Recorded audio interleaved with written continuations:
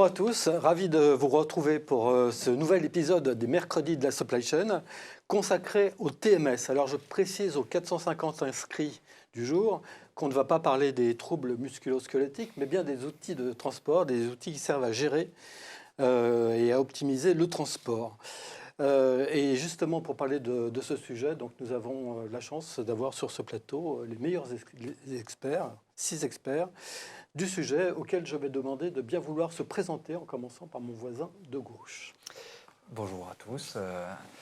Donc je suis Xavier Ménard, je suis directeur des services chez DDS, qui depuis peu, vous avez dû effectivement voir les nouvelles, est filiale à part entière de Generix Group. Je suis là aujourd'hui pour mon expertise, je dirais, plutôt déploiement des clients, de la gestion des appels d'offres jusqu'à la mise en œuvre et à la conception des solutions, conception fonctionnelle évidemment. Et voilà, je pense pouvoir apporter un regard assez proche de nos clients, et voilà ce qui nous tient à cœur aujourd'hui dans le groupe DDS Generix. Merci Xavier. Mathilde. Bonjour Jean-Philippe, bonjour à tous. Je suis Mathilde Livré, responsable avant-vente chez Manhattan. On est éditeur de TMS, présent à l'international et en France. On est un peu plus de 220 consultants à Paris, pour lequel l'optimisation du transport est au cœur des préoccupations, de leurs préoccupations pour nos clients. Merci Benoît. Bonjour à tous, donc Benoît Gruber, je suis directeur marketing de la société Alpega, et notamment de la solution Alpega TMS, qui est une plateforme collaborative de gestion du transport.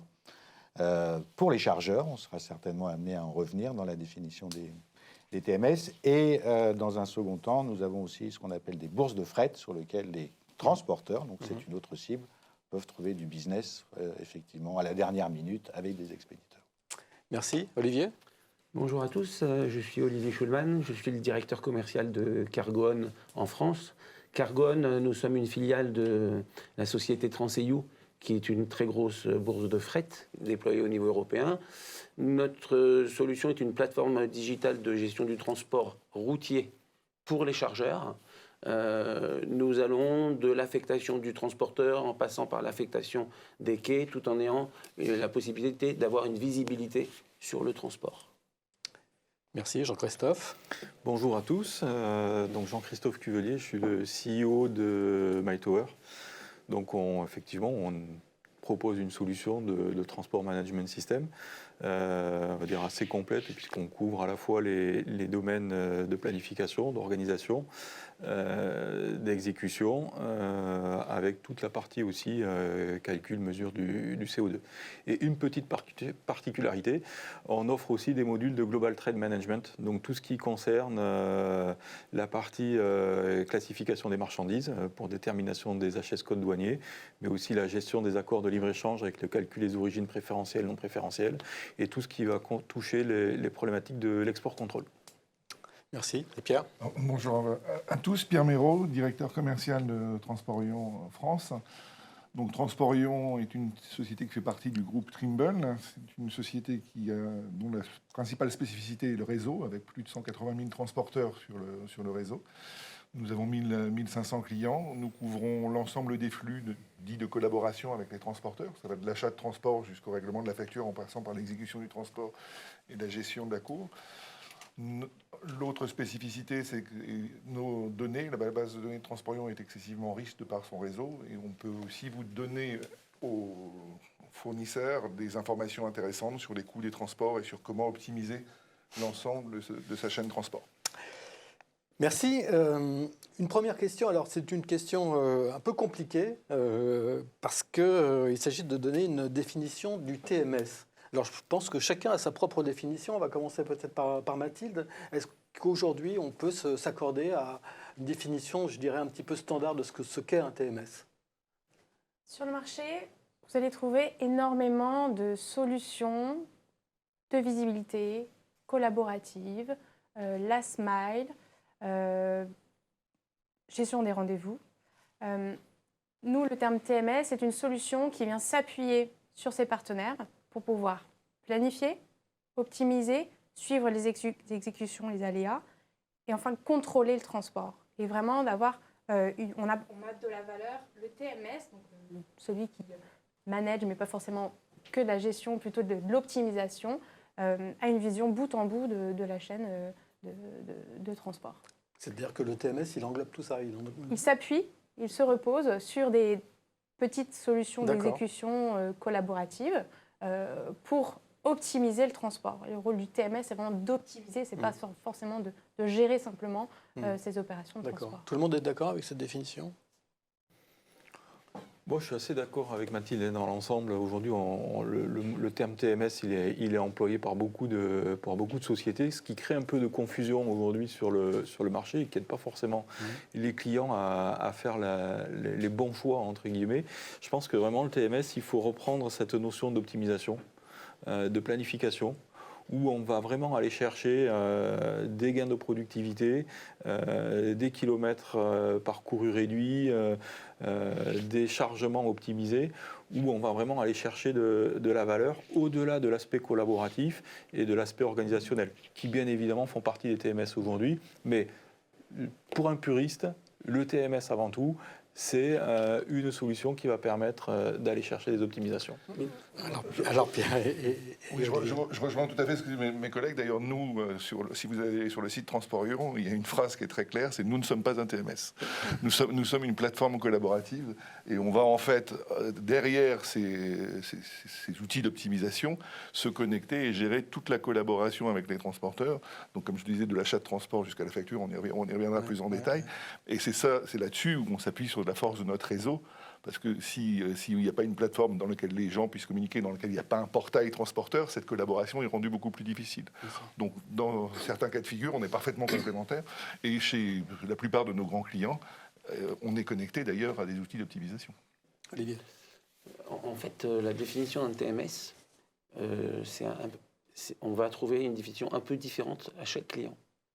Il y a des clients qui vont intégrer ce que vous avez dit, de l'optimisation tournée. D'autres, ce n'est pas du tout le sujet. D'autres, ça va être plutôt de la communication. Ce que je viens d'entendre, ça va être plutôt de la communication. Mais pour eux, le fait de communiquer automatiquement avec des transporteurs, c'est un TMS.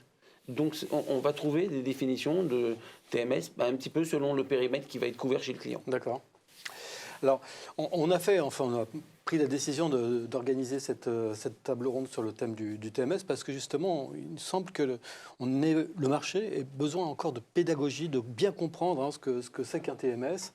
Et ce qui paraît intéressant également, c'est de bien comprendre ce que vous faites, ce que vous apportez. Est-ce que vous faites tous autour de la table la même chose, le même métier, ou est-ce que chacun a ses propres différences, sa propre approche, s'adresse à un public bien particulier. Donc on va essayer tout au long de cette matinée d'avoir une vision un peu assez claire, assez précise de votre métier, de ce que vous faites, de ce que vous pouvez apporter à la fois aux industriels, aux distributeurs, enfin tous ceux qui ont besoin d'un outil pour piloter le transport.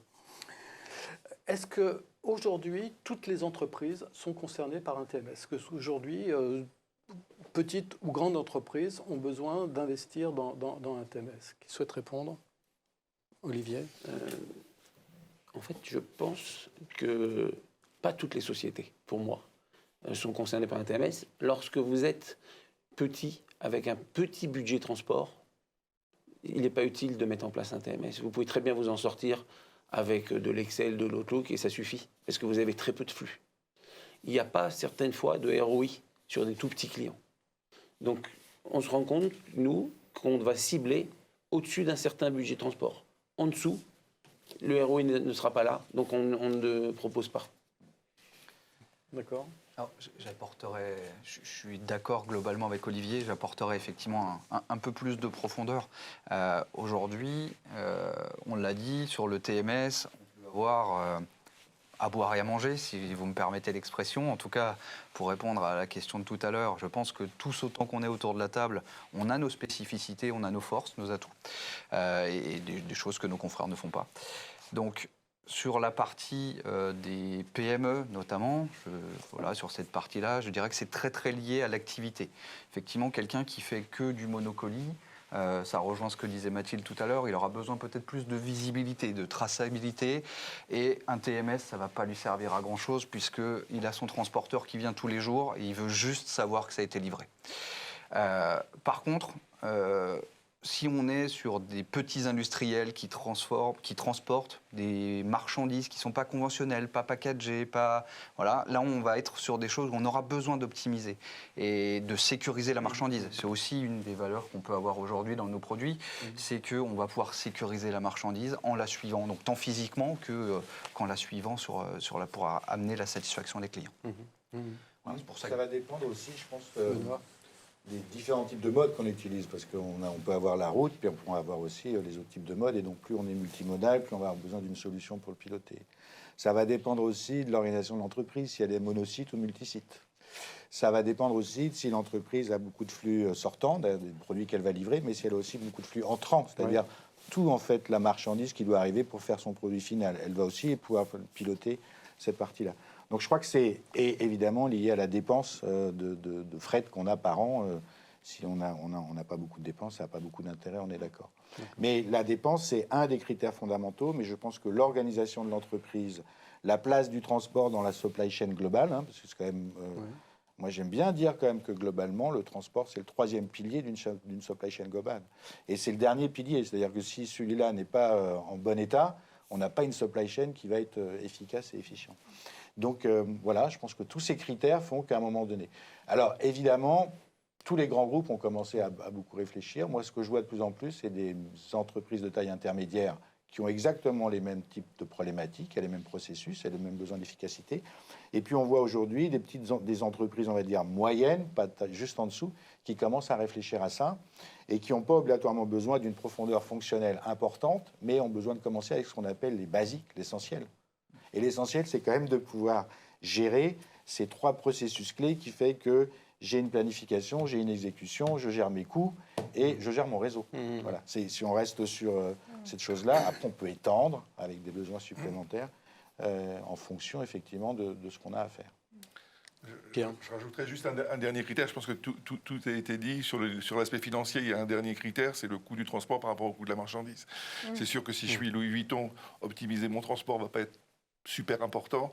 Si je fais du ciment, optimiser mon transport va être vraiment important. Donc l'investissement et le retour sur l'investissement dépend aussi de ce critère, en plus de ceux qui ont été donnés.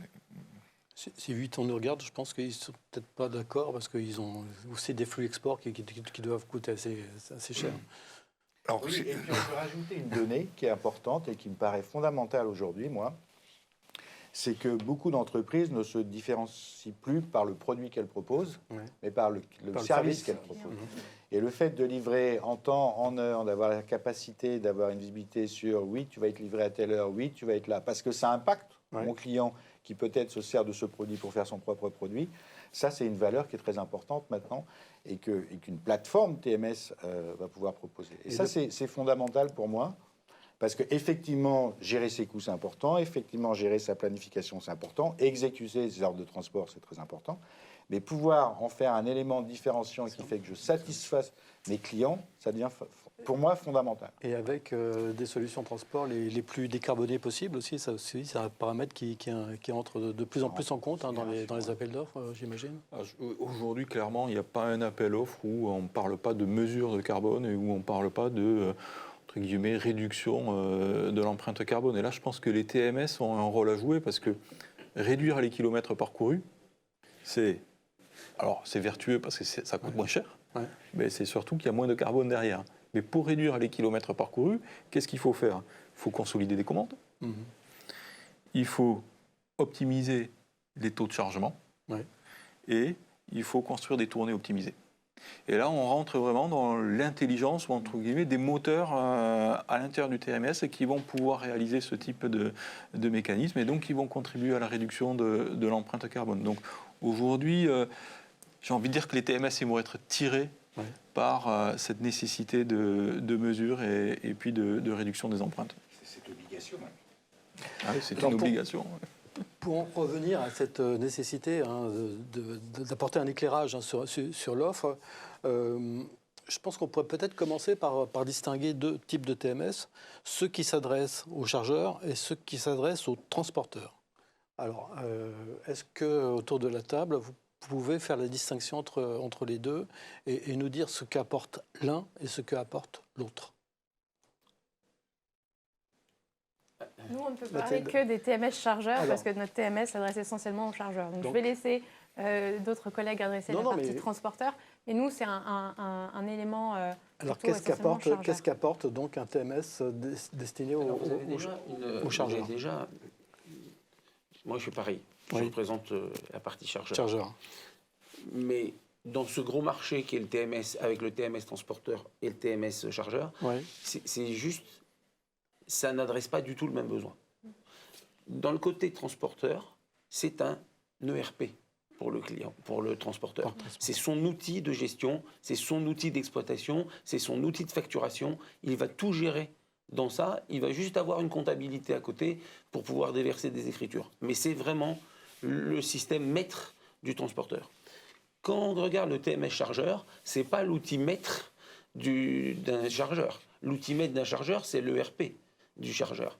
C'est un outil qui va tout gérer au niveau des flux transporteurs-chargeurs, mais il n'a pas cette position centrale qu'a le TMS transporteur.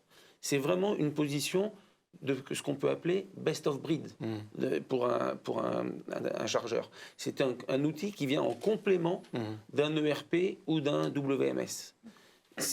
Et c'est bien Donc, déjà c'est- ça. C'est bien deux Si on a familles. C'est positionné vraiment comme deux ça, familles différentes. c'est donc, deux hein. familles différentes. D'accord. Et si je peux continuer, Olivier, sur cette partie-là, le TMS du chargeur apporte de la valeur. De la valeur, si on prend le bout en bout, je vais vous prendre 3 cas d'usage. On parlait de satisfaction client, de suivi, traçabilité, de la livraison dans les temps. Tous ces événements d'exécution et de visibilité, la valeur qu'apporte le TMS, c'est de les remonter, de les embarquer et de les utiliser dans la planification pour qu'on puisse mieux anticiper une planification, mieux calculer les temps de transit, les temps de chargement, les temps de déchargement, être un peu plus fin pour mieux planifier et travailler sur les bonnes consolidations de commandes. Donc c'est une vision un peu visibilité et optimisation qui, unie, permet d'apporter de la valeur aux chargeurs. Ça, c'était le premier exemple.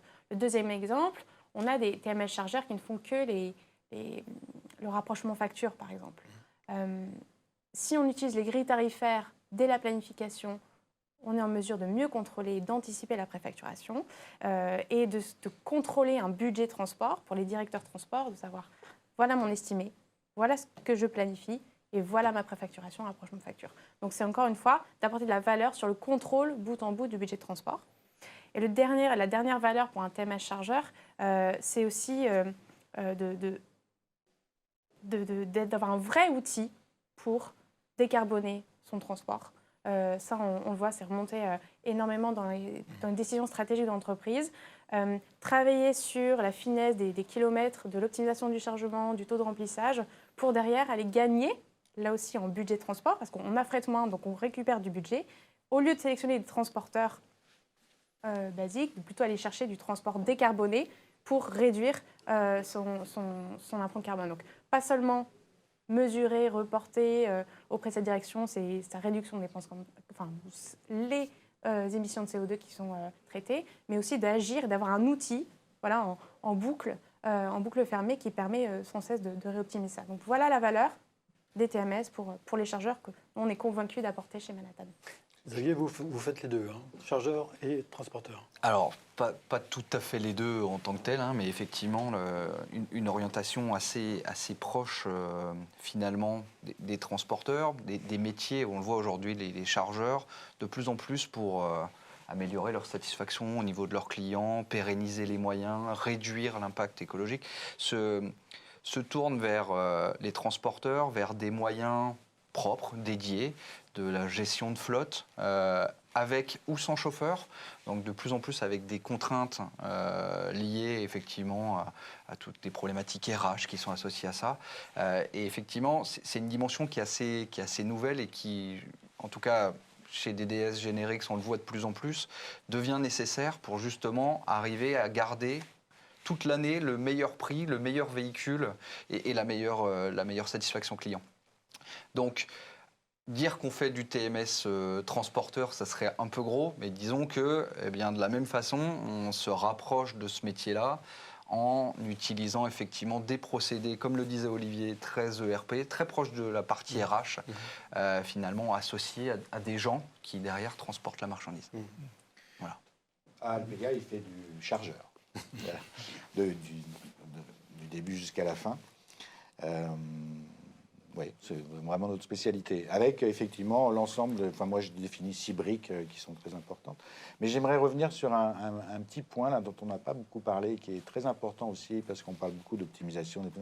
Ce qui est très important aussi, et donc ce que propose un TMS, c'est la gestion de la capacité de son transport. C'est-à-dire que quand on est une entreprise, nos commandes vont fluctuer. On peut avoir des saisons où c'est très fort, on peut avoir des saisons où c'est moins fort, on peut avoir des nouveaux clients qui sont dans des régions qu'on n'adressait pas, etc. Et donc, ce qui est aussi très important pour un chargeur et un expéditeur, c'est de maîtriser sa capacité de transport, c'est-à-dire son réseau en fait de transporteurs. Est-ce qu'ils sont capables de transporter ça? Est-ce qu'ils sont capables de le faire à tel moment? Est-ce qu'ils sont capables d'aller dans telle région? Est-ce que je suis obligé de faire un mix d'un transport route et puis un peu bateau, etc., etc. Et donc, toute cette notion de piloter sa capacité de transport, ça reste très important, et encore plus en ce moment, je pense, avec toutes les tensions qu'on voit sur le marché, qu'elles soient géopolitiques, énergétiques, même parfois sociétales, de toujours aussi avoir cette capacité de maîtriser sa capacité. Parce que ne pas avoir de capacité de transporter et ne pas pouvoir livrer ses clients, c'est ce qui fait que là, on a une disruption de sa supply chain, en fait. Voilà. Ouais, moi, je voudrais rajouter une valeur supplémentaire sur les TMS en tout cas, chez MyTower, on accorde énormément d'importance à cette valeur-là. C'est la simplification du quotidien des équipes transport. Je pense qu'aujourd'hui, les équipes transport, il y en a encore beaucoup qui travaillent avec des mails, qui travaillent avec des fichiers Excel pour faire des suivis. Quand les personnes sont absentes, en congé ou en maladie, il y a encore des dossiers papier, il y a du transfert d'informations qui est compliqué entre les équipes. Et je pense que le TMS, il a aussi une vocation demain à vraiment simplifier l'utilisation, enfin le travail au quotidien des équipes. D'abord, en supprimant les mails, en supprimant les fichiers Excel, en centralisant l'information, qu'elle soit accessible et partagée par l'ensemble des acteurs en interne dans l'entreprise, mais aussi en externe de l'entreprise, en centralisant toute la partie documentaire, voire en créant de manière automatique un certain nombre de documents où on voit aujourd'hui dans le commerce international, il y a encore beaucoup d'entreprises qui fabriquent des documents ou sous Word ou sous Excel. Là, les TMS ont aussi des moteurs de gestion et de production documentaire. Donc on voit que cette centralisation de l'information facilite le quotidien des équipes. Et aujourd'hui, le plaisir au travail, c'est avoir un outil qui permet de venir le matin, d'avoir sur un dashboard l'ensemble des opérations qu'il va falloir faire dans la journée, l'ensemble des écarts qu'on va devoir traiter. C'est beaucoup plus sympathique de travailler dans des environnements qui sont équipés plutôt que d'arriver le matin et de se dire on va ouvrir la boîte mail, on va ouvrir les fichiers Excel, on va aller chasser les informations à droite à gauche. Donc je pense que le TMS, il a un rôle à jouer pour le bien-être des équipes. Ok, Pierre.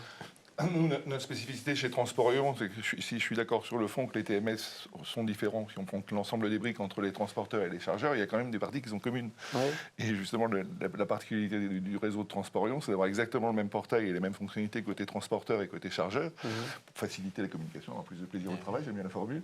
Et l'idée étant que sur la partie exécution des transports, que je sois chargeur ou que je sois transporteur, à la fin, je dois acheter du transport, je dois suivre des sous-traitants, je dois savoir où sont mes camions, et je dois savoir à quelle heure ils arrivent. Et ça, c'est des briques communes. D'ailleurs, c'est pour ça qu'on a été racheté par Trimble. Trimble était uniquement axé transporteur. Ils ont bien vu qu'il y avait une possibilité et un marché qui était très important là-dessus.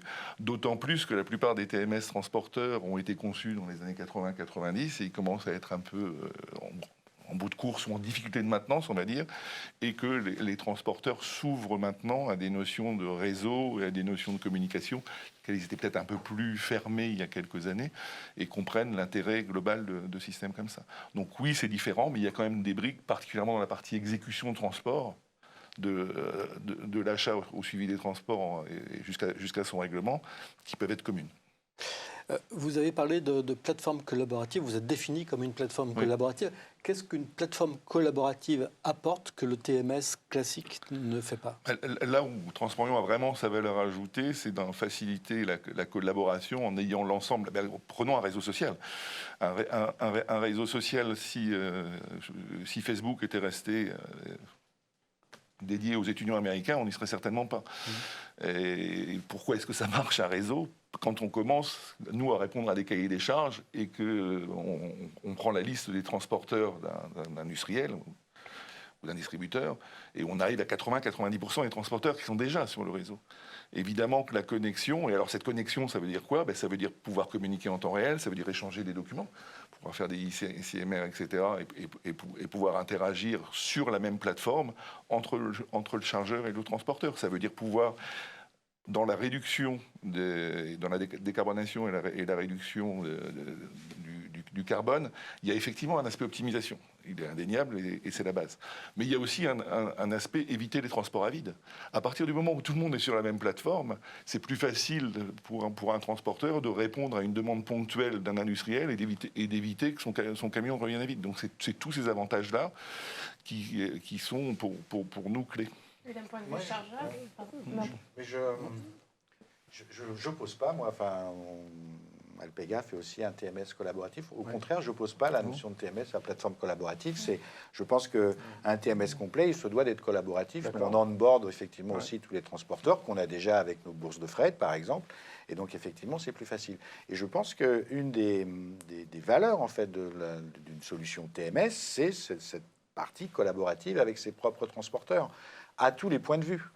C'est-à-dire que dans le fait d'acheter, dans le fait de faire des appels d'offres, dans le fait d'optimiser, etc., et de connaître la capacité. Donc il n'y a pas d'antinomie pour moi. D'accord. Enfin, un TMS, ou à la limite, je vais plutôt dire ça, un TMS se doit d'être collaboratif. Ouais. C'est ce qui permet d'améliorer en fait la collaboration entre son réseau et la distribution de mes produits et mes clients. Donc le terme de plateforme collaboratif est abusif par rapport Non, à... c'est une vérité. Oui. Nous également.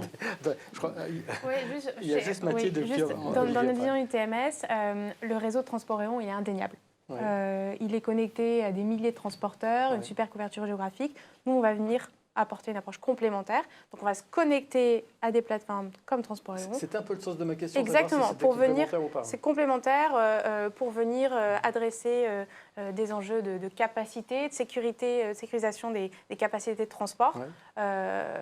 On peut avoir quelques transporteurs connectés directement au TMS de Manhattan, mais on voit une vraie force à venir se plugger. On est une solution full API, donc de pouvoir aller chercher, tirer les API pour se connecter à Transport Rayon et répondre à tous les enjeux. Ouais. Benoît disait c'est pas antinomique, mais c'est pas obligatoire non plus. Donc si je comprends C'est pas bien. obligatoire, Voilà. c'est pas obligatoire, Ouais. mais ça permet d'apporter une force de frappe importante sur la collaboration. Oui, ça fait un élément différenciant. C'est sûr que je pense que Transporeon et Alpega, la différence qu'ils font, c'est le réseau qu'ils ont aussi avec les autres solutions qu'ils proposent sur le marché, effectivement. Et en fait, ce qui est Pardon, il y a juste Olivier. et puis ensuite Jean-Christophe. Alors, deux choses. La première chose, c'est que il y a des années, il n'aurait pas été possible de faire des déploiements de TMS tels qu'on le voit, ou de plateformes collaboratives, parce que ce n'était pas intuitif, parce que c'était des outils assez anciens. Et je pense qu'il y a eu une révolution depuis le Covid, où on s'est rendu compte que les interfaces graphiques étaient un concept de type smartphone. Et tous les gens aujourd'hui utilisent des réseaux sociaux, tous les gens sont connectés sur leur appli. Il n'y avait pas ça il y a quelques années dans le monde des TMS. Depuis 3-4 ans, on se rend compte que l'ergonomie a changé et c'est ce qui permet aujourd'hui une meilleure adoption et une démocratisation et une participation de 450 personnes parce que les gens se rendent compte que ça devient un outil qui est déployable facilement. Et nous, on est également une plateforme collaborative. On se définit comme une plateforme collaborative qui permet d'affecter le transporteur selon des contrats ou selon une bourse de fret. Et on est capable de gérer ça. On va être capable également de gérer les prises de rendez-vous en entrepôt. C'est un sujet aujourd'hui qui est très important parce qu'on se rend compte qu'il y a énormément de temps passé. Il y a des frais d'attente, il y a des frais de manutention, il y a des frais de coûts pour l'entreprise qui sont importants. Et donc, ça permet également de fluidifier le flux. Et tout le monde l'a dit, et je rejoins, c'est la visibilité, qui est, je dirais, un pan important qui permet d'avoir un suivi du transport de bout en bout et de pouvoir informer ses clients et de pouvoir informer son service client. Jean-Christophe. Non, je rebondissais sur ce que disait Mathilde, c'est-à-dire que le TMS aujourd'hui, il fait tout son sens, il prend toute sa valeur quand il est entouré de tout un écosystème de partenaires. Les écosystèmes, effectivement, les réseaux de transporteurs, donc la multiprise où on va se connecter chez Transporéon, chez Alpega pour bénéficier du réseau, mais il y a les plateformes de traçabilité. Enfin, on se rend compte que finalement, le TMS, il prend toute sa valeur quand il arrive à intégrer ces différentes plateformes, à récupérer de l'information et à recontextualiser l'information de ces plateformes à l'intérieur de processus métiers qui sont opérés à l'intérieur de l'entreprise. Et j'ai envie de dire, le choix du TMS est important, mais au-delà du choix du TMS, il faut penser à tout son écosystème de partenaires qu'on mettra autour. Oui. Je rajouterais effectivement, là on a parlé vraiment de ce qui vient pour exécuter, mais on a aussi tout l'amont. Donc potentiellement les OMS, WMS qui viennent mettre à jour, etc. Enfin, on est sur une information qui est de plus en plus détaillée. À la base, effectivement, le TMS, c'était savoir, je sais pas quand c'est parti, je sais quand c'est parti, je sais pas quand c'est arrivé. Aujourd'hui, on en est même à aller chercher l'information dans le WMS de la préparation, etc. pour pouvoir informer le client, comme on peut l'avoir typiquement en B2C aujourd'hui, chacun d'entre nous. Le TMS prend de plus en plus d'ampleur et se connecte avec un écosystème de plus en plus large. Donc, pour revenir sur ce que disait au tout début de la question Olivier, je pense que le TMS chargeur devient de plus en plus un ERP également du transport, puisqu'il prend vraiment une place centrale. Ça rejoint le troisième pilier de Benoît tout à l'heure, effectivement, une place centrale au cœur de l'utilisation de nos clients et des utilisateurs finaux. Non, moi, je le vois même plus, c'est les fondations de base d'une gestion de transport. Sans TMS, il n'y a pas de gestion de transport, en fait. Donc, ça permet de bien digitaliser, de standardiser, de rendre ces processus de gestion de transport agiles, et sur lequel, ensuite, en fonction de la profondeur de son TMS, je vais rajouter ou me connecter à d'autres solutions parce que j'en ai besoin. Si j'ai besoin d'une gestion des quais, Alpega il le fait, donc c'est dans la solution. Mais si j'ai un TMS qui ne le fait pas, je vais en chercher une qui se voit en stand-alone, etc. Mais ça reste quand même sur ces 6 piliers importants des processus de gestion de transport. C'est ce qui fait les fondations du pilotage du transport. Je vais rebondir sur ce que disaient Olivier et Xavier sur la transformation du monde du transport et de son exploitation. On a besoin d'outils ergonomiques, visuels, des tableaux de bord, des outils qui collaborent et qui se tirent par API, qui échangent de la data, de l'information qui extrait surtout, qui utilise la data pour en extraire de la valeur. Chez Manhattan, on a, il y a quelques années, réécrit complètement notre TMS depuis zéro. On l'a réécrit en une solution cloud native basée sur des microservices et complètement par API, pour répondre à son enjeu de connecter facilement, d'aller partager de la data. Ce TMS-là, il est sur la même plateforme que notre WMS pour adresser quelques zones d'ombre. Peut-être qu'on peut en parler plus tard. Chez Manhattan, on a une croissance organique, donc on investit dans notre propre solution. Par an, pour vous donner un chiffre, c'est 13% du chiffre d'affaires investi en R&D pour faire évoluer nos solutions. Ça représente un peu plus de 100 millions d'euros sur 2023. C'est colossal. Pourquoi ? Parce que la réécriture de notre solution, on veut apporter une solution évolutive qui va aider les exploitants de transport à transformer leur métier, commencer par du manuel, travailler sur l'optimisation et à la fin finir que sur la gestion d'exception. Donc ça demande l'évolutivité de la solution. Donc ça, c'est d'un point de vue richesse fonctionnelle, d'un point de vue techno. J'ai parlé microservices API. Ça a 3 bénéfices. Notre plateforme TMS, elle est toujours à jour. Tous nos clients sont sur la dernière version. Il n'y a plus de concept de fin de vie.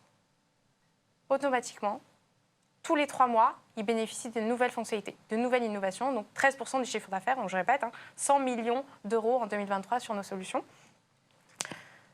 Donc un enjeu d'être à jour, nouvelles fonctionnalités tout le temps pour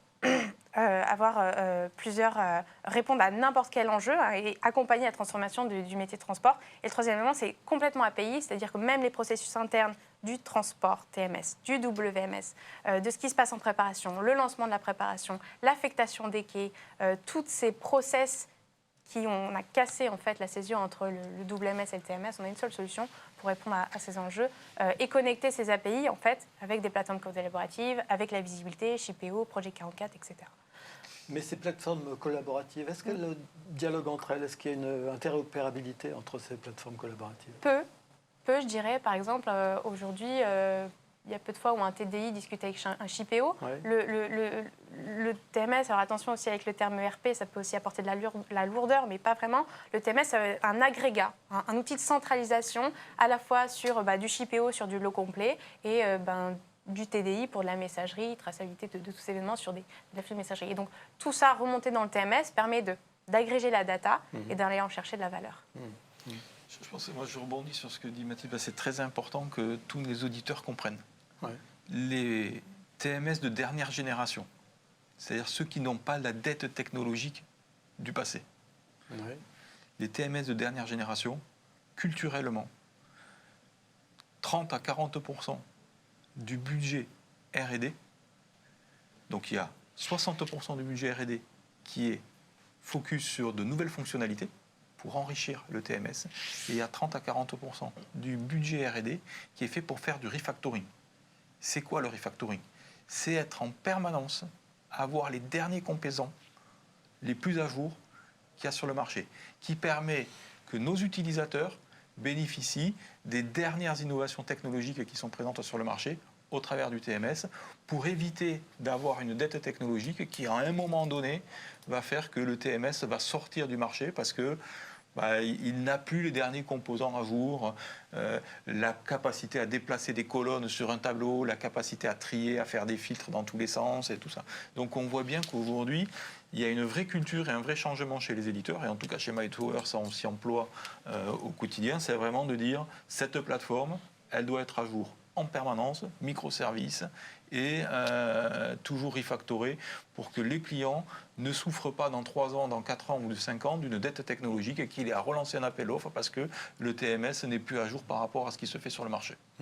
Et ça aussi permet, par exemple, s'il y a des collecteurs déjà en place dans certaines régions avec des plateformes de collaboration et de visibilité, tous les clients bénéficient. Parce qu'ils sont tous dans la même version, ce n'est pas une version bêta d'il y a quelques années. Tout le monde en bénéficie. Et donc ça s'inscrit vraiment dans une solution d'évolution, une solution évolutive qui permet la transformation du rôle de l'exploitant. Parce qu'aujourd'hui, s'il choisit un TMS pour faire comme il fait aujourd'hui, ça n'a pas vraiment de sens.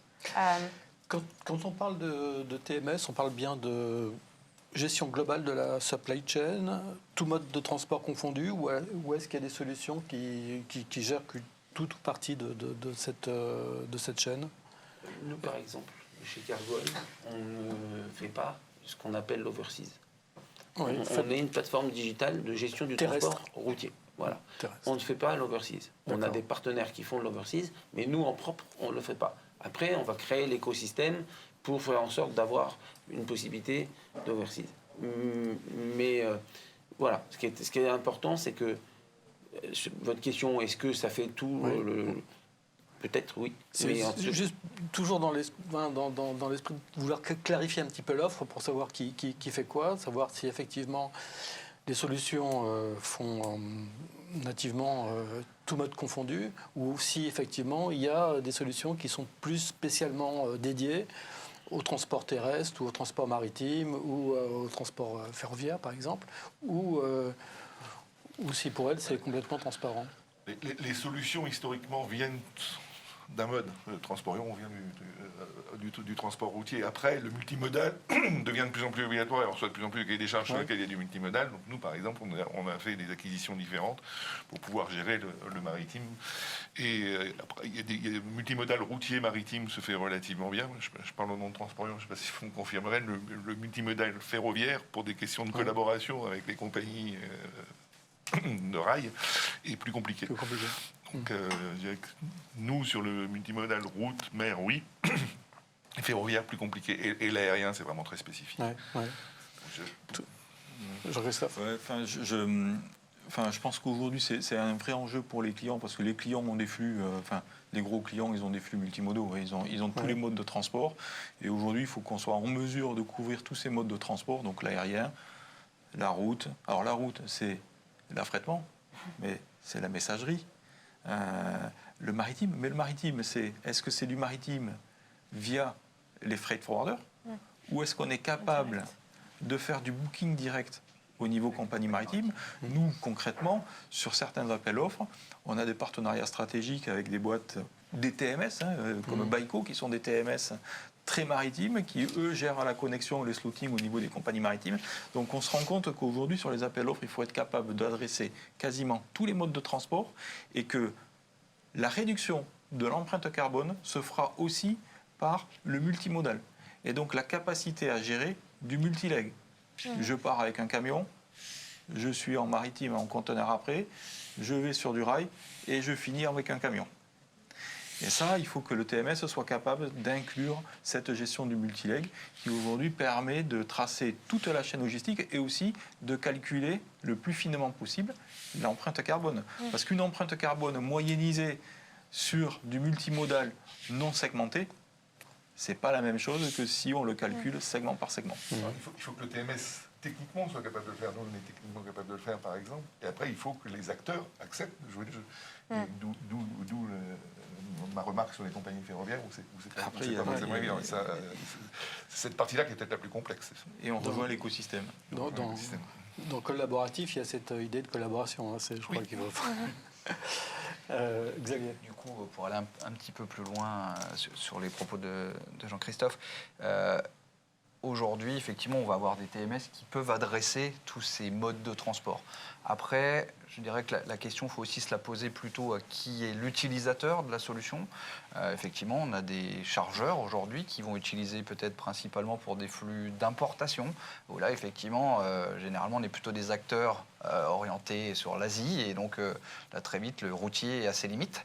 On a un petit peu de ferroviaire, mais ça balbutie, et on ne parle même pas de les connecter. Donc, effectivement, sur la... Je dirais qu'après, notamment chez DDS, pour parler de notre exemple, on a bien scindé en fait le TMS en fonction des adaptations et des utilisations de nos utilisateurs. Donc on va avoir 3 solutions, une plus pour les freight forwarders, une pour l'import, vraiment la gestion du grand import, etc. Avec, encore une fois, on revient sur les histoires de connectivité, des connexions avec les compagnies maritimes, les services douaniers, les gestionnaires de qualité, etc.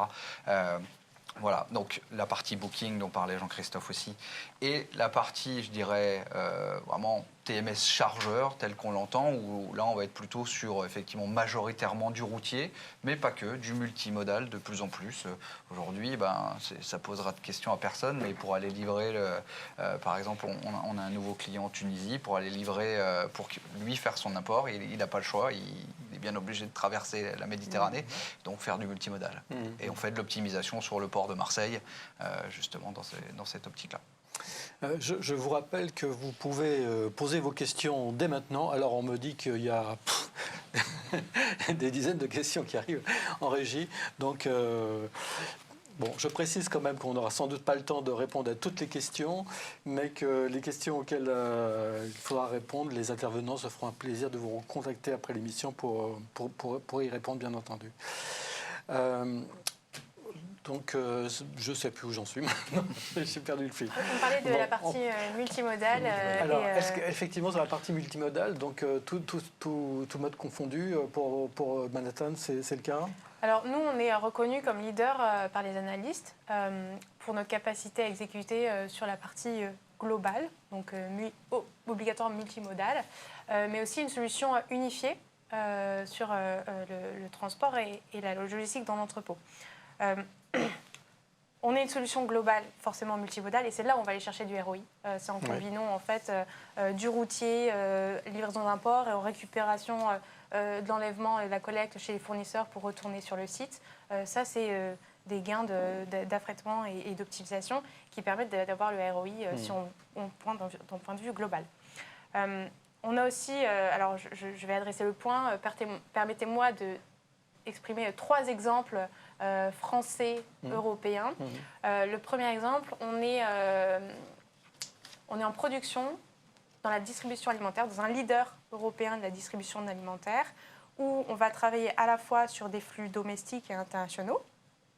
On livre plus de 1300 magasins et on utilise donc les moyens affrétés et la flotte dédiée pour aller collecter chez les fournisseurs, donc là encore à travers l'Europe, une centaine en France, en Espagne, en Italie, renvoyer donc, ces marchandises sur le site. Donc là, obligatoirement, on est sur du multimodal puisqu'on traverse les mers, on utilise du rail aussi pour l'Europe du Nord.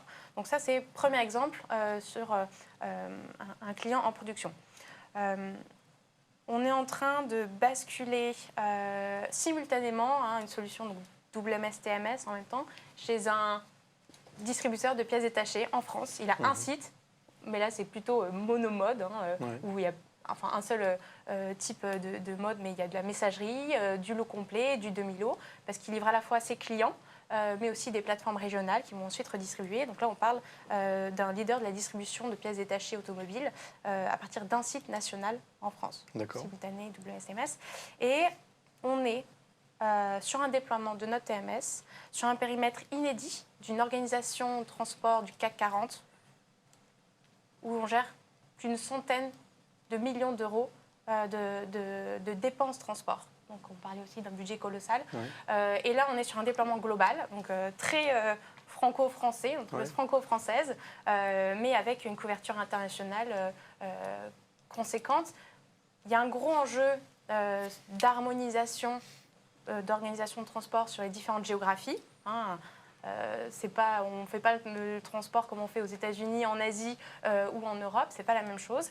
Il y a des solutions locales différentes, donc il y a un gros travail d'harmonisation. Et ça, c'est le troisième exemple qu'on peut citer sur un déploiement multimodal, international, que l'on fait chez Manhattan. Ouais. Quand on a 100 millions d'euros de transport, il faut s'en occuper, c'est clair.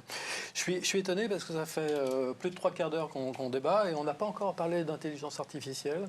Le mot n'est pas encore... Est-ce que pour vous, c'est quelque chose d'important, quelque chose qui va un petit peu changer, bousculer un peu la donne, Benoît ? Oui, moi je pense que ça va être très, très important dans les années à venir, parce que ce qu'on n'a pas parlé aujourd'hui, ou très peu, c'est cette capacité aussi qu'ont nos solutions, globalement, à faire des analyses et des dashboards. Et plus vous êtes amené à gérer de la donnée, plus vous êtes confronté à de la donnée très importante, plus vous avez besoin aussi de simuler, plus vous avez besoin d'optimiser, plus l'IA va vous permettre de gagner en termes de rapidité, d'agrégation de données, etc. Donc je pense que tout ce qui va tourner autour de l'intelligence artificielle, ça va nous permettre, globalement, et donc aussi à nos clients, de gagner en rapidité d'analyse, en rapidité de simuler des scénarios. Parce que ce qu'on n'a pas parlé aussi, c'est cette notion d'anticipation quand je fais du transport. C'est-à-dire comment j'anticipe des choses qui vont arriver ou qui vont potentiellement arriver. Et ce qu'on voit avec l'ensemble des crises qu'on peut avoir sur le marché, on a besoin d'anticiper aujourd'hui. On a besoin d'avoir des scénarios A, B, C, D au cas où. Parce que moi, je dois continuer à livrer ou je dois continuer à supporter la croissance de mon entreprise. Donc l'IA, ça va nous apporter tout ça. Ce qu'on peut parler aussi, c'est un peu du machine learning. On parlait aujourd'hui qu'on améliore nos interfaces, on a des solutions qui sont beaucoup plus adoptables rapidement. Le machine learning aussi, ça va permettre de réduire en fait les coûts d'acquisition d'une solution, parce que je vais pouvoir former beaucoup plus rapidement mes utilisateurs. Et on sait que globalement, on reste des applicatifs d'entreprise, et donc on aimerait bien tous qu'aujourd'hui ce soit comme une apps et qu'il n'y ait pas de training. On aimerait bien. Ça va venir, on va être obligé de le faire par rapport aux jeunes talents qui vont arriver sur le marché et qui ont une habitude informatique qui n'est pas celle que nous on a eue il y a quelques années. Néanmoins, on reste des applicatifs d'entreprise qui gèrent des processus, etc. Donc il y a un certain nombre de choses à connaître. Le machine learning, ça permet de gagner en rapidité. Et puis après, on peut aussi estimer que je n'ai pas dit que j'ai un rêve, mais si demain j'ai un transporteur qui se connecte sur la bourse de fret et qui, au lieu de faire une recherche ou tape, et dit donne-moi le chemin, donne-moi qui peut me donner un chargement à faire de Lille à Paris, ensuite de Paris à Madrid de manière orale, et qu'il a tout de suite les 2-3 expéditeurs qui ont un besoin rapide, ben voilà, on va gagner aussi. Donc là, on a introduit aussi une forme d'intelligence artificielle. Et donc, moi, je pense que chez Alpega, on y travaille déjà. Après, on peut aussi, sans utiliser des grands mots d'intelligence artificielle, c'est quand même quand vous avez la capacité de gérer, d'agglomérer des données qui viennent de l'ensemble de vos solutions et d'avoir un master data qui pilote et d'utiliser à la fin une donnée unique, déjà, c'est des données en progrès. Voilà. Je rebondis simplement sur Benoît, le rêve de poser une question. Chez nous, c'est en prototype. On a 3 cas d'usage. les TMS ou les solutions de supply chain ont souvent été critiquées comme complexes, parfois difficiles à configurer. Le premier cas d'usage, c'est donne-moi combien j'ai de transporteurs qui sont capables de livrer cette région. Aujourd'hui, pour que l'utilisateur ait la question, il faut qu'il sache déjà est-ce qu'il a un TMS, peut-être qu'il agrège énormément de fichiers Excel, ça lui prend du temps, il clique sur plusieurs écrans, juste avec une question, donne-moi les transporteurs qui livrent cette région, l'interface machine peut lui renvoyer la réponse simplement. C'est le premier cas d'usage. Deuxième cas d'usage, c'est sur cette ligne de transport, augmente-moi de 10% les tarifs du transporteur. Parce que j'ai reçu l'email ou du transporteur pour augmenter ça. Ouais. Donc ça, c'est le deuxième cas d'usage, de faire évoluer en fait la configuration en temps réel.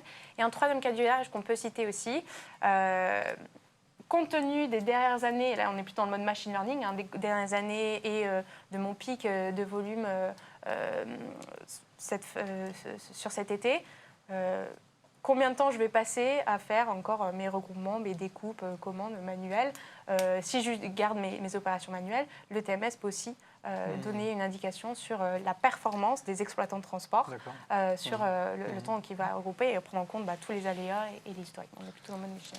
Je vais vous poser peut-être une dernière question tout à l'heure avant de passer aux questions des auditeurs parce que il y en a beaucoup et qu'on va se laisser un petit peu de temps pour pouvoir répondre à un maximum de questions. Pierre. Oui, non, je voulais juste rebondir sur la question sur l'intelligence artificielle. L'intelligence artificielle fonctionne bien à partir du moment où il y a des datas. Nous, on a 225 000 transports par jour et on a fait quelque chose qui est en fait relativement novateur et qui est en production chez certains de nos gros clients, qui est en fait sur tous les marchés spot, de fonctionner à l'envers du fonctionnement classique. Le fonctionnement classique, sur un marché spot, on va envoyer des demandes à 3 ou 4 transporteurs, ou 10 ou 15, et on va choisir le mieux disant, on va choisir celui qu'on veut. C'est pas forcément le mieux disant. Avec les datas qu'on a et en utilisant l'intelligence artificielle, on étudie sur une ligne quel est le prix optimum sur tel jour, ou voire même telle heure, et on va proposer directement les prix aux transporteurs et on réussit comme ça à faire des gains qui sont relativement importants de l'ordre de 6-7%. Pourquoi ? Parce que c'est beaucoup plus facile d'accepter une demande quand le prix est déjà proposé. J'aurais certainement jamais proposé ce transport à 450 €, je l'aurais peut-être proposé à 460, 470, mais comme on me le propose à 450 et que j'ai oui à dire, je vais peut-être dire oui. Donc voilà, c'était un cas d'usage d'intelligence artificielle très pratique et en production actuellement. Je sens que Jean-Christophe voulait rajouter quelque chose. On a un cas d'usage aussi assez particulier.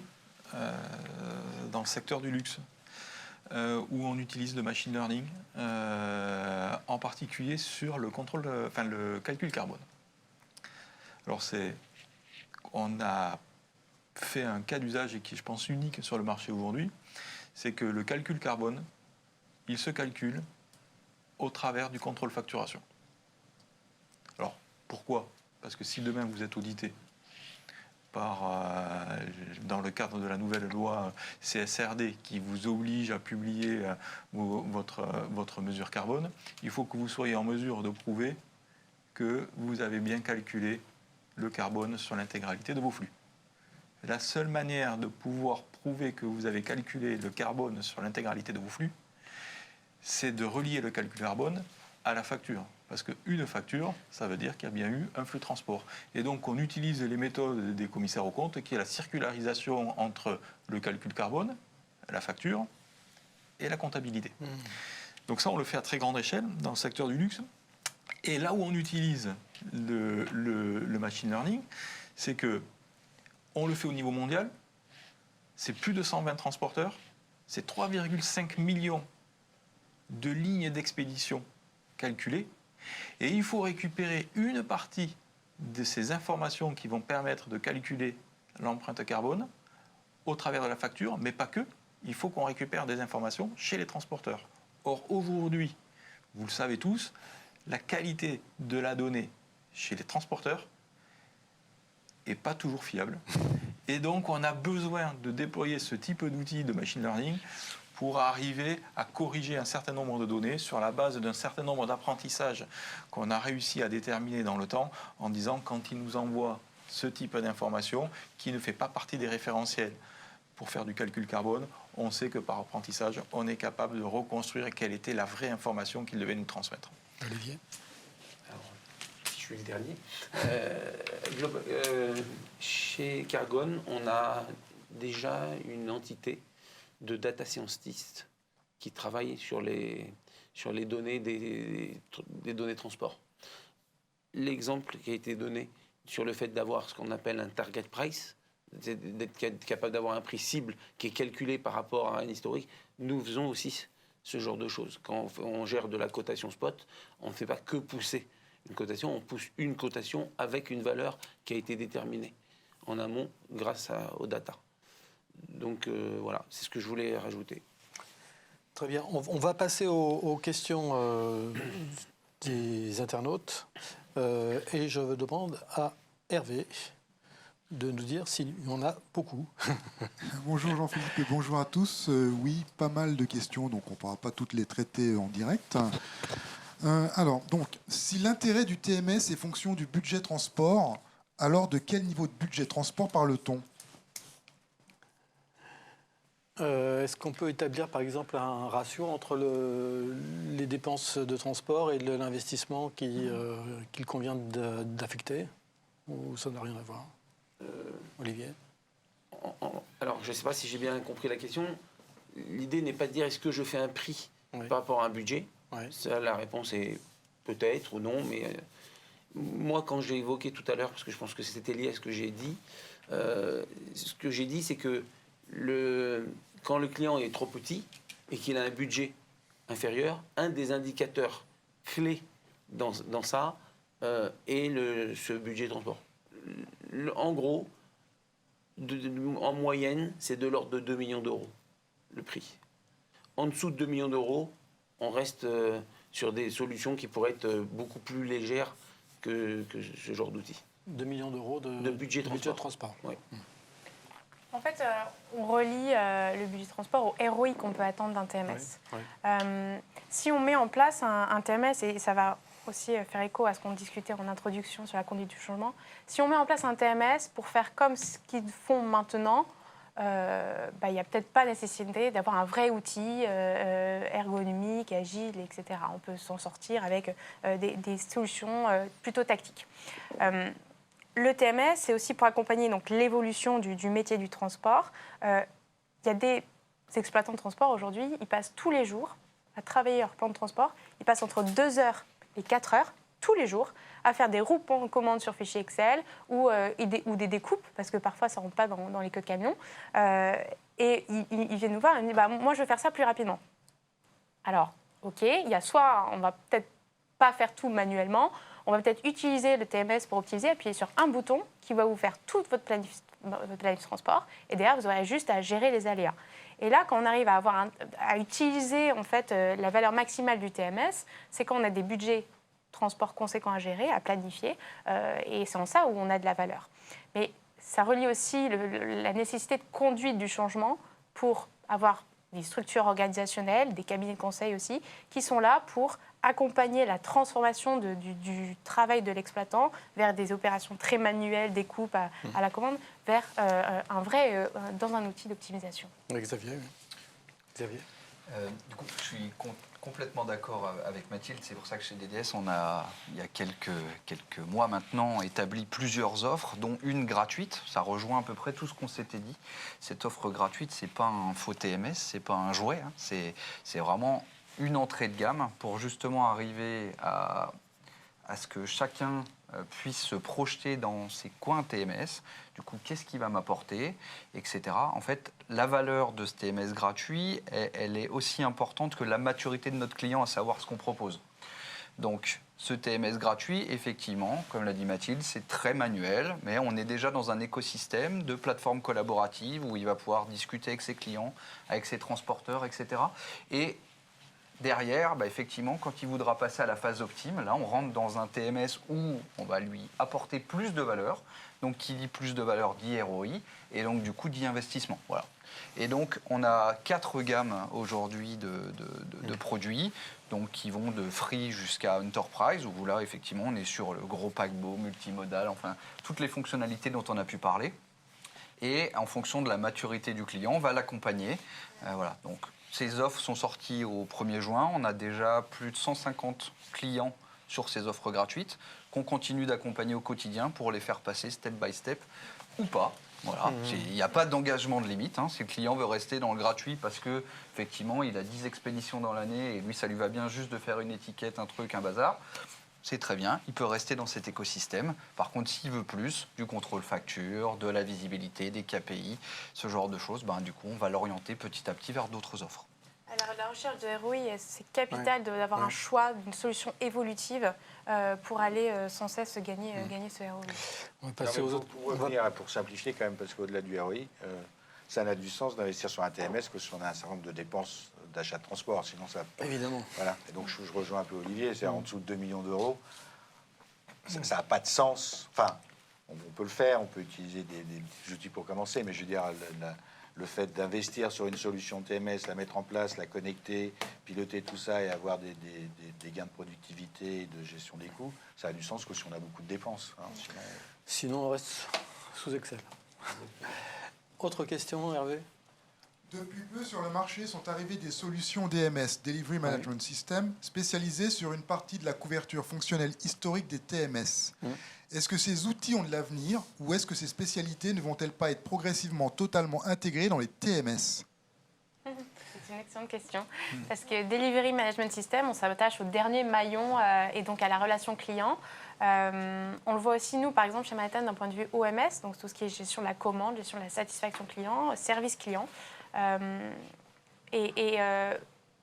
Parfois, on vient nous consulter en disant, voilà, moi, je veux un TMS. OK, quoi comme TMS? Qui gère la partie last mile? Bon, d'accord. Alors ça, c'est un DMS, donc très bien la question.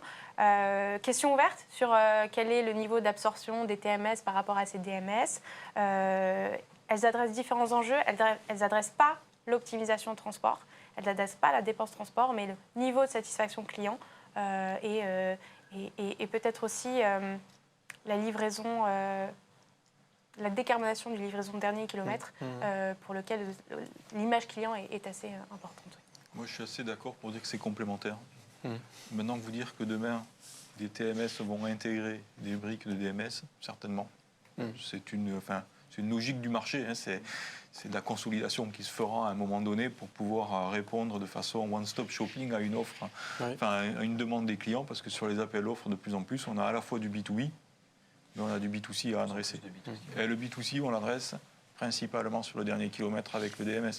Donc aujourd'hui, les clients sont obligés de prendre 2 solutions chez 2 éditeurs différents, mais on peut imaginer que demain, c'est où les éditeurs de TMS vont développer du DMS, ou les éditeurs de DMS vont développer du TMS, mais ça sera peut-être beaucoup plus compliqué, parce que la feuille de route, la roadmap fonctionnelle sera beaucoup plus longue.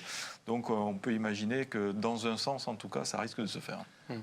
Et même, comme tu dis, même chez des clients, les clients historiques de Transport, c'est plus l'industrie lourde. On pourrait dire DMS pour l'industrie lourde, ça n'a pas de sens. Or, il y a de plus en plus d'industriels qui, même dans l'industrie lourde, veulent être en contact direct avec leurs clients et donc faire du parcelle. Et il y aura certainement, alors, à ce stade non, mais il y aura certainement un jour une convergence des deux, ne serait-ce que parce que les clients sont communs, les services transport sont communs, et des choses qui n'étaient pas envisageables il y a quelques années le deviennent. Qu'un industriel dans le papier ait besoin de DMS, c'était pour moi pas envisageable il y a quelques années. Et juste pour terminer sur ce point de DMS, donc c'est l'organisation du transport, mais aussi la relation client. Donc parfois, il y a des clients qui veulent changer le créneau de livraison à la dernière minute ou qui veulent changer le lieu de livraison. Et donc ça, c'est des standards dans la relation client et dans tous les outils digitaux sur la livraison et l'OMS. Et c'est pas forcément ce qu'a le cœur du TMS. Donc il y a aussi tout ce point-là à bien orchestrer, bien synchroniser, de complémentarité. De complémentarité. Ça reste une problématique de transport. Donc pour tout éditeur qui veut traiter l'ensemble de la problématique de transport, ça deviendra nativement un module ou un partenaire. C'est exactement comme sur la partie visibilité en temps réel avec les partenaires que l'on gère aujourd'hui. Et il n'y a pas de visibilité en temps réel si vous n'avez pas des fondations propres de TMS et de gestion de transport. Par contre, ils ont voilà. Et donc, si vous avez une suite totale de gestion du transport, ça fera partie des modules complémentaires que vous allez apporter, soit via des partenariats, soit parce que vous l'avez intégré, ou soit parce que vous l'avez développé. Je ne pense pas qu'il faille opposer. Hein. C'est pas de l'opposition, c'est juste quelle est la profondeur fonctionnelle des solutions qu'on va proposer. J'ai envie de poser la même question pour la visibilité, justement. Est-ce que les éditeurs qui sont spécialisés dans la visibilité transport sont des solutions qui sont complémentaires ou c'est des choses que vous avez déjà intégrées dans les TMS et qui sont un petit peu concurrentes de ce que vous faites? C'est pas concurrent, pour moi c'est vraiment complémentaire. Quand on parlait tout à l'heure de end-to-end, de moteur. visibilité du début jusqu'à la fin, de la planification, du demand planning, effectivement, à la visite en temps réel, c'est complémentaire, ça reste de la gestion du transport. Ouais. Qui aujourd'hui a donné un certain nombre de KPI sur ce qui se passe en mer Rouge, c'est les outils de real-time visibilité. En fait, et vous avez des partenaires, je dirais, attitrés? Oui. Ouais. Nous, on est un peu particulier parce que comme on est spécialisé dans la collaboration, la visibilité fait vraiment partie de la collaboration et du cœur de l'offre. Ouais, Donc dès qu'on accède au réseau Transporion, on a la visibilité qui est native chez nous. Bien sûr. Et après, on peut aussi s'ouvrir à des partenariats, mais c'est vraiment au cœur de notre offre. La semaine prochaine, on anime une table ronde avec Shipeo sur comment l'offre Manhattan, donc aussi pas que le point de vue transport, mais une offre unifiée, entrepôt, transport, logistique, connectée avec la visibilité de Shipeo, peut apporter de la valeur. Quelques exemples. Un transporteur, il y a souvent en fait entre le WMS et TMS des zones d'ombre qui ne sont pas adressées. Tout à l'heure, je disais en introduction, il y a l'optimisation 3D du chargement. Aujourd'hui, c'est quelque chose qu'on adresse chez Manhattan sur combien de colis, combien de palettes. Et je vais pouvoir grappiller, gagner en fait, du taux de remplissage entre une solution partagée sur le WMS et le TMS. Deuxième cas d'usage, c'est la gestion de la cour. À la fin de l'année, enfin à la fin du mois, au rapprochement facture, le transporteur il vous dit « je ne suis pas d'accord avec votre préfac, j'ai attendu 30 minutes le lundi, le mardi, telle date ». Ces temps d'attente-là, sans plateforme de visibilité, en fait, ou sans gestion poussée, avancée de la cour, aujourd'hui, les chargeurs ne le savent pas. Donc, ils ne challengent pas cette préfacturation. Demain, quand on a les transporteurs, on sait qu'ils nous rajoutent quelques temps d'attente, ou alors c'est de leur fait, ils sont toujours en retard dans la cour, eh bien, on peut peut-être les pénaliser ou moins les sélectionner et faire plutôt faire jouer le délai et le coût plutôt qu'une notion de coût quand on sélectionne un transporteur. La qualité de service. La qualité de service, oui, tout à fait. Donc, ces zones d'ombre-là, les plateformes de visibilité permettent d'éclaircir les zones d'ombre. Et puis, une dernière zone d'ombre aussi, c'est on n'en a pas beaucoup parlé, mais quand on va venir chercher, par exemple, l'optimisation de transport, on va passer quelques flux en mode qui étaient historiquement en mode statique, on va les basculer en dynamique. En dynamique, ça veut dire que vous chargez le magasin 2, le magasin de Nantes et le magasin de Bordeaux dans tel ordre. Dynamique, vous changez l'ordre en fonction des volumes et de l'évolution des volumes. Assurez-vous d'avoir tenu au courant les équipes logistiques dans l'entrepôt parce qu'elles sont habituées à charger le magasin de Nantes tous les jours à telle heure sur tel quai. Si vous rajoutez de la dynamique dans votre organisation de transport, ça va changer. Et donc, il y a aussi ce bout en bout, donc visibilité bout en bout à voir sur l'opération entrepôt. Et c'est là qu'il y a du retour sur investissement parce que c'est des coûts qui sont cachés finalement. Des coûts cachés, pas forcément dans le viseur des organisations. Et quand on met des outils, alors par exemple le transport, l'équipe transport va sélectionner les transporteurs les moins chers pour agir sur leur budget. Mais, mais les remorques, en fait, le bloc frigo, il n'est pas branché, la remorque est sale. Et ça, c'est des choses qu'on voit dans l'entrepôt. Donc avoir une solution qui soit cohérente, synchroniser, par exemple, synchroniser la préparation en fonction de l'heure d'enlèvement des transporteurs. Ça, c'est clé aussi pour une supply chain bout en bout opérationnelle. Replanifier le reste à quai, les ruptures en préparation, aller chercher tous ces gains. Donc, c'est peut-être des petites poussières, mais éparpillées au fur et à mesure. Ça joue aussi dans la balance du ROI. Autre question? Le cloud prend de plus en plus d'importance dans les attentes des clients. Aujourd'hui, quelle est la répartition entre les projets sur site et les projets en cloud? Et pourra-t-on passer demain à 100% des projets en cloud? 100% des...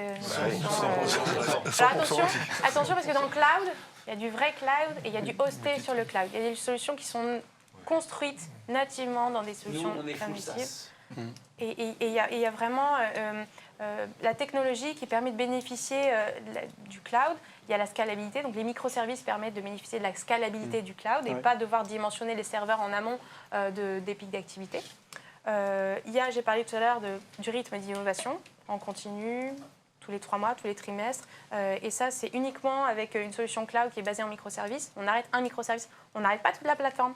Il y a 0 interruption de service, c'est juste un petit composant de planification de transport, on le remplace avec sa version suivante, etc. Et il y a aussi toute la multitude, la richesse des API qu'offre le cloud qui permet aussi de... Enfin, c'est la manière de délivrer nos solutions aujourd'hui. Hein. Oui, tout à fait. Donc, Il n'y a plus de donc il y a délivre plus unanimité sur le Et je dirais même que les TMS, ça a été parmi les premières briques des systèmes d'information qui ont basculé en SaaS Cloud. Oui, c'est un peu logique de par le... Ouais, par là où il se besoin de trouve dans le collaboration. système d'information. Et le besoin de Mais ça a été collaboration. vraiment, à partir des années 2000, on a vu les premiers projets, que ça ne s'appelait pas SaaS à l'époque, mais c'est ce type de projet est apparu dans les années 2000. Et au-delà du cloud, c'est le cloud, je pense que tout le monde y est, c'est le microservice. Et ça, le microservice, ça permet d'avoir une offre ultra modulaire qui permet d'adresser des problématiques transport ultra ciblées, sans que le client ait à déployer l'intégralité du TMS et donc à payer l'intégralité des coûts du TMS plus de l'hébergement. Donc ce microservice, je pense que c'est un composant clé qui doit figurer dans les appels d'offres. C'est-à-dire que les équipes qui lancent les appels d'offres aujourd'hui doivent comprendre quel est le stack technologique qui est utilisé par l'éditeur et s'assurer que c'est un stack technologique qui est full microservice. Parce que c'est ce qui permettra vraiment de faire à façon du chirurgical sur des fonctionnalités très précises dont ils ont besoin. Et pour le métier, en fait, c'est de l'innovation en continu, pas d'interruption de l'application et la scalabilité en fait, de l'application en fonction des volumes. Xavier? Ouais, je rajouterais effectivement, de toute façon, on est déjà rentrés tous dans cette dynamique. Là, de notre côté, quand on propose une offre modulaire et qui effectivement intègre de plus en plus de fonctionnalités, le microservice est un impératif. On parle de temps de maintenance, on parle de disponibilité de plateforme, on parle de beaucoup de ces éléments-là auprès de nos clients qui ont besoin. Le transport, ils n'ont pas besoin que ça s'arrête à 18h. Le transport, c'est tout le temps, c'est jour et nuit, et même quand les utilisateurs ne sont pas là. Donc on est sur cette partie-là. Je rajouterais juste, en complément, c'est qu'aujourd'hui, on trouve quand même encore beaucoup de prospects, en tout cas d'appels d'offres, qui demandent des solutions on-premise. On en trouve encore pas mal, notamment sur des grands groupes, sur des... Voilà. Donc, est-ce que l'avenir va complètement dans le cloud? Je pense qu'il est déjà bien embarqué, je suis d'accord. Est-ce qu'on va complètement sortir de ce schéma-là? Je ne suis pas complètement sûr. Moi, je voudrais donner une information supplémentaire sur ce microservice et ce que ça permet de faire. On a réduit notre empreinte carbone sur la gestion des serveurs de l'ordre de 40% cette dernière année. C'est-à-dire qu'on a vraiment un plan en tant qu'éditeur de solutions de s'engager dans la décarbonation par rapport à notre activité. Pourquoi? Parce qu'aujourd'hui, on déconnecte les serveurs en fonction de l'utilisation des équipes opérationnelles. Et cette technologie, ce stack technologique, à la fois microservice plus conteneurisé, nous permet de redémarrer les serveurs en même pas quelques secondes. Et c'est ce qui nous permet d'économiser de l'énergie et donc de la consommation carbone. Donc ça se déconnecte la nuit, ça se déconnecte le week-end, ça se déconnecte pendant des tranches horaires pendant la journée quand les utilisateurs n'utilisent plus les applications. Et ça, c'est vraiment les stacks technologiques de dernière génération qui permettent de le faire. On va prendre encore 2 questions. Hervé? Comment voyez-vous la contribution de vos TMS dans l'objectif zéro papier, notamment lié aux contraintes réglementaires européennes? Ça, on va reprendre. Le ICMR est quelque chose qui existe depuis de nombreuses années. Maintenant, il y a des initiatives européennes qui tendent à le pousser vraiment. Et qui dit ICMR dit n'importe quel document qui peut être associé à un transport. On se focalise là-dessus parce qu'il est très réglementé, il est obligatoire, etc. Mais ça peut être une photo pour prouver quand il y a un problème de livraison. Donc à aujourd'hui, techniquement, on sait aller vers le zéro papier. Après, c'est une question d'écosystème, que tout le monde accepte ces documents électroniques, qu'il y ait des plateformes universelles qui permettent de les visualiser partout, quel que soit l'outil, parce que tout le monde n'utilisera pas le même outil, évidemment. Mais ça, je pense que ça se généralise. En Espagne, il y a une initiative sur les transports internationaux qui, à partir de la fin de cette année, rendra l'ICMR obligatoire. Et est-ce qu'il y aura des lois qui rendront l'ICMR obligatoire dans les années à venir en Europe? Je pense que c'est la direction. Maintenant, il n'y a pas de certitude. Mais... Puis il y a la partie dématérialisation des factures aussi. Oui. Enfin, il y a effectivement tout un tas de documents associés au transport. Et aux marchandises. Et aux marchandises. Parce que les supply chains vont être de plus en plus réglementés. Donc le monde du transport sera de plus en plus régulé. Et donc il va falloir mettre en place des modules réglementaires qui seront capables de piloter tout ça. Nous, on a des clients aujourd'hui où le transport, c'est-à-dire l'expédition, n'est pas déclenché par le TMS, mais c'est nos modules de Global Trade Management qui autorisent l'expédition à partir sous forme de contrôle, d'export-contrôle. Est-ce que c'est un embargo? Est-ce que j'ai le droit d'expédier ce produit sur telle destination? Et donc, on voit que les TMS sont de plus en plus asservis par de la réglementation dans les années à venir. Donc, c'est important et ça faisait partie de la stratégie de MyTower. C'est vraiment d'intégrer à côté du TMS toute cette logique de Global Trade Management parce que les derniers événements au niveau géopolitique nous le montrent. Aujourd'hui, vous avez des paquets de sanctions partout. Vous ne pouvez plus expédier vos marchandises comme vous voulez. Et il faut qu'on arrive à intégrer cette notion réglementaire dans le TMS. Mais pour répondre, c'est une tendance de fond de digitaliser l'ensemble des choses qui sont liées au transport. Donc, comme les factures, on y va tous aujourd'hui. Nous, sur la partie CRM, on est en train de travailler dessus, évidemment. C'est le sens de l'histoire. Ouais. Une dernière question. Quelles sont les évolutions futures des TMS, notamment pour répondre aux nouveaux besoins des clients? Vous avez 2 heures. Bon, Bah- on a encore une petite heure devant nous. 2 heures. Déjà, il faut regarder la force de frappe R&D de la société. Et est-ce qu'on parle juste d'une roadmap sur papier ou est-ce qu'on parle de vraie innovation apportée donc nous, on est plutôt sur 50-50. 50% de nos innovations clients, demandes clients sont apportées tous les 3 mois dans la plateforme et elles sont disponibles à tous nos autres clients. Et 50 autres, le fruit de la R&D Manhattan, donc on parlait du chargement, optimisation 3D du chargement, on parlait de l'anticipation sur les ETA, on parlait de machine learning et d'IA. Voilà. Tout ça, c'est des sujets qu'on met à disposition tous les 3 mois pour des clients. Donc, voilà, en continu, innovation en continu pour nous. C'est tout? Je ne sais pas si ça répond Où à la est-ce qu'il question. va y avoir en fait, de hein. l'innovation Oui. dans la gestion des projets? Oui. L'enjeu, c'est plus le produit. Aujourd'hui, on arrive tous à avoir des produits avec des niveaux de maturité qui sont suffisamment élevés pour adresser quasiment toutes les problématiques de nos clients. L'enjeu, il va se faire où? Il va se faire sur la façon dont on a construit le produit pour le rendre déployable et intégrable le plus rapidement possible chez les clients. Donc en fait, tous les enjeux de recherche aujourd'hui, c'est comment je peux déployer ma solution de façon beaucoup plus rapide chez les clients. Et posons-nous la question si l'IA, à un moment donné, ne va pas nous aider dans la gestion des projets et notamment dans les phases de discovery des contraintes et puis des processus métiers de nos clients pour arriver à leur proposer des paramétrages et des configurations pré-packagées pour réduire le délai des projets, donc réduire le coût des projets, réduire le risque et être capable de rentrer beaucoup plus rapidement sur le marché. Mais je suis d'accord avec sur la notion de réduire. Olivier d'abord et puis pardon. Benoît ensuite. Je rebondissais sur risque. Moi aussi, je rebondissais. On était deux à rebondir. Donc, moi aussi, je rebondissais parce que nous, aujourd'hui, notre configuration, elle est déjà comme ça. C'est déjà une solution qui est pré-packagée. C'est une solution qui est facile de mise en œuvre. C'est une solution qui prend quelques semaines à déployer. Donc, on est déjà dans la vision que Jean-Christophe évoquait. Les projets sont allégés chez nous et en quelques semaines, on est capable de mettre en place. Vous êtes déjà dans le futur, quoi. Oui, mais en tant que plateforme collaborative, on se doit d'être comme ça. Ouais.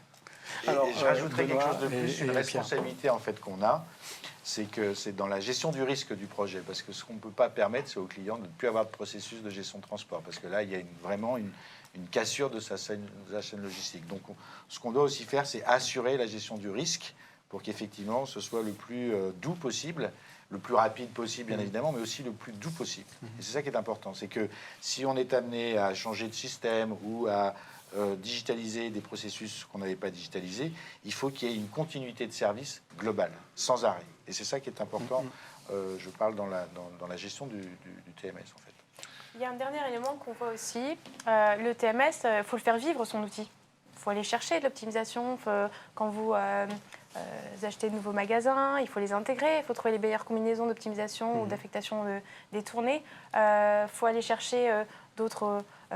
faut le faire vivre. Et donc, bénéficier de l'innovation de l'éditeur et mettre en place facilement ces innovations avec des guides de configuration, de la facilité de mise en place. Parfois, ça demande aussi, comme il y a des responsables méthodes dans les entrepôts, d'avoir aussi des responsables méthodes, process, transport, pour aller sans cesse aller chercher l'optimisation et pas faire uniquement de la gestion administrative. Très bien. On va arrêter là. C'est tout.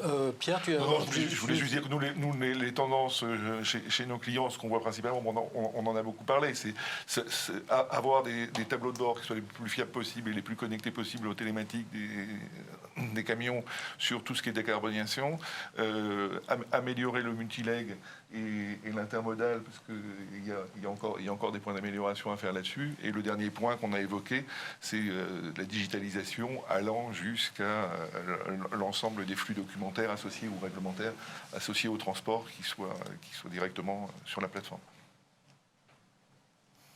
Ça va ? Tout le monde s'est exprimé. Ah bon, on peut rester une heure de plus. Si vous voulez. Ok. En tous les cas, merci, un grand merci à vous pour cet éclairage. C'était passionnant, effectivement, on aurait pu rester encore 1 heure, 2 heures, 3 heures. Enfin, c'est un sujet inépuisable, c'est un sujet aussi qui demande des éclaircissements. Je crois que ça explique aussi pourquoi aujourd'hui nous avons eu un taux d'inscrits particulièrement important, à plus de 450 inscrits. Désolé de ne pas avoir pu répondre à toutes vos questions, elles étaient très nombreuses, mais nos intervenants se feront un plaisir de vous recontacter ultérieurement pour répondre aux questions qui seront bien entendu notées sur le chat.